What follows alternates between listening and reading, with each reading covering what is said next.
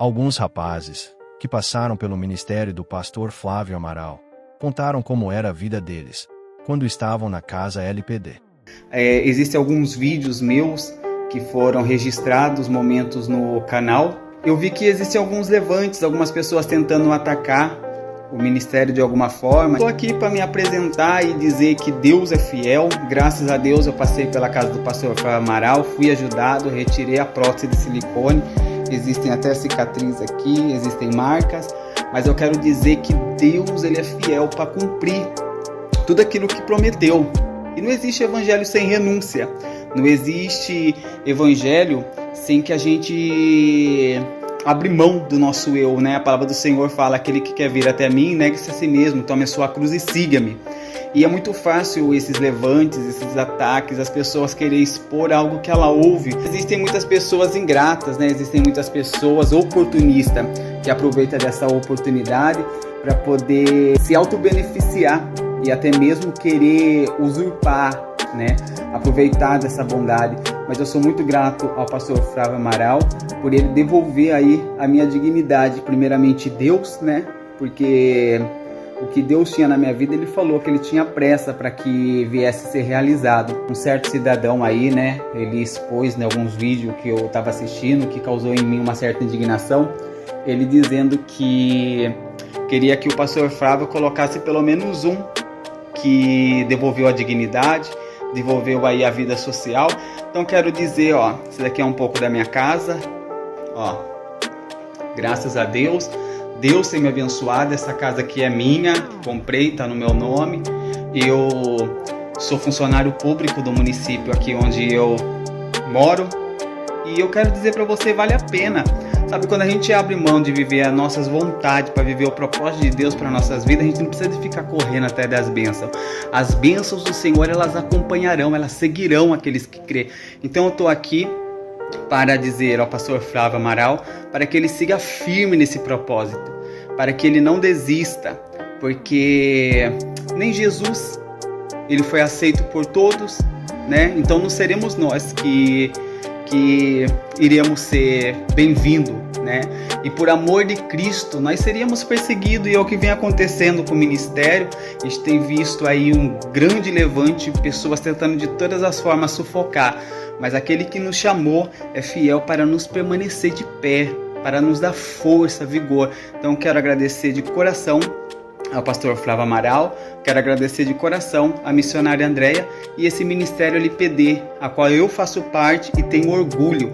Hoje eu congrego na Assembleia de Deus, o Ministério do Belém. O pastor Flávio, sim, ele me ajudou, não cobrou nada por isso, e talvez você pode até questionar, achar que eu estou sob ameaça gravando esse vídeo. De forma nenhuma, até porque eu não tenho por que ter esse receio do pastor Flávio Amaral, até porque eu não dependo do ministério, não dependo do pastor Flávio Amaral, não dependo da esposa dele, a missionária Andréia.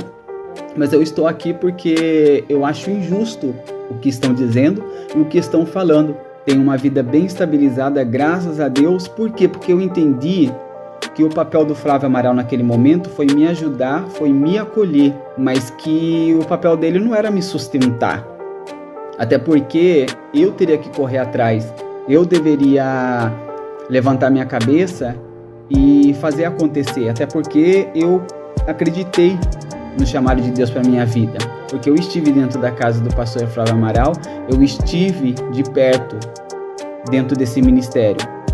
Existe até um vídeo meu, né, no dia que eu cortei o cabelo, que foi um travesti também que cortou meu cabelo, foi gravado, foi feito live, e graças a Deus, de lá pra cá, eu entendi que evangelho é renúncia. E sabe por que muitos não conseguem permanecer firme, não conseguem permanecer no ministério e dentro da casa do pastor Flávio Amaral? Porque não querem renunciar às suas vontades, não querem renunciar aos seus desejos. E o pastor Flávio Amaral, ele não é obrigado a manter pessoas dentro da casa dele que não tenha compromisso, que não tenha comprometimento. Eu confesso que mesmo eu, que precisei dele, se eu estivesse no lugar dele, eu não daria muitas oportunidades para alguns rapazes, não, por tudo que eu vejo, pela ingratidão. Meu nome é Riquelme Araújo e eu queria falar um pouquinho sobre o pastor Flávio Amaral, mas antes eu preciso que você veja sobre quem eu fui. Eu vivi 12 anos na homossexualidade, fui drag queen, fiz show por 6 anos da minha vida. Eu vim conhecer ele praticamente depois de quase um ano de convertido aqui em Campinas, né?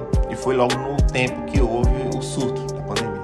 A primeira vez que eu entrei na casa dele, ele disse o seguinte: filho, se Deus está colocando você na nossa vida, é porque de alguma forma que a gente possa te ensinar algo com tudo que você está vivendo aí no seu processo, né? Mas assim, aprenda o que é bom. Todos nós temos defeitos, erramos, acertamos, mas procura absorver aquilo que é bom na nossa vida. Então, no momento que ele falou isso para mim, me remeteu muito humildade de uma pessoa se colocar nessa posição e até de algo bíblico que Paulo nos fala, né? Para reter tudo aquilo que é bom das pessoas. E desde então peguei amizade com ele, com a Andréia, a gente viajou junto, mas foi meio tempo também do surto, né, que houve na época. Fiquei na casa dele, conheci muitos dos rapazes, conheci outros testemunhos de pessoas que tinham uma vida transformada.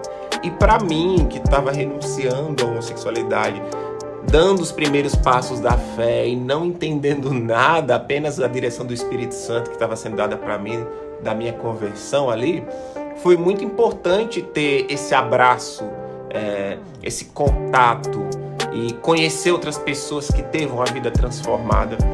E o quanto digo que um ministério assim, ou uma ajuda assim, é tão importante na vida desses rapazes que estão buscando em mudança de vida. Então me atenho que diz em Romanos 14, quando Paulo fala sobre aquele que julga o servo alheio, né? Paulo enfatiza que todos nós vamos prestar contas a Deus um dia. E como que eu posso falar, apontar os erros de um ministério que dá frutos sim? A gente precisa refletir o seguinte: de 100% de pessoas, será que a verdade está mais naqueles que estão na média de 20%, que está apontando ou querendo prejudicar a vida dele? Ou apresentar a vida daqueles que tiveram a vida transformada e abençoada através da vida deles? Então, o que eu posso dizer é que eu amo a vida deles, oro pela vida e pelo ministério deles, e simplesmente depois de 6 anos hoje na igreja, cursando curso de teologia, me preparando assim para o ministério, provei o Senhor que Ele me apresentou a minha noiva. Vamos casar inclusive mês que vem, vou mostrar uma foto para vocês. Essa aqui é a minha noiva, Aline. Vamos estar casando agora, no dia 5 de julho, no mês que vem. Ela também viveu muitos anos como lésbica e já tem 7 anos que renunciou à homossexualidade e está na presença de Deus, e eu 6 anos, e vamos estar casando agora para a glória de Deus. E hoje abordo temas voltados à área da sexualidade, e muitos rapazes entram em contato comigo pedindo ajuda, aconselhamento, e veio meu testemunho aí como uma mudança de vida, né? E uma possibilidade de mudança para a glória do Senhor. Fique por dentro das principais notícias do meio cristão. Quer se manter informado sobre os acontecimentos mais relevantes do mundo cristão? Então inscreva-se agora no nosso canal e receba conteúdos exclusivos, notícias atualizadas e mensagens edificantes. Não perca nada. Ative as notificações e junte-se a nós nessa jornada de fé e informação.